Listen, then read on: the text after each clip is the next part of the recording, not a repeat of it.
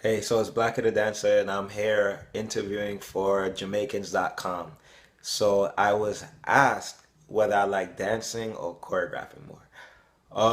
To be honest, I love dancing way more than choreographing because I'm an artist by birth. I just love dancing. I love expressing myself and being on a stage and being able to just dance in front of thousands of people, or just being in a party dancing in front of three people. It's just the best thing for me because I just love to move. I just love to be expressive. I just love to tell stories through the music. I was also asked what is the best advice ever given to me by a celebrity.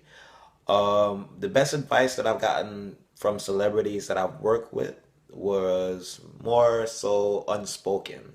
I watch what they do, how they work, and I realize the best advice that they've shown me is just a really strong work ethic and professionalism.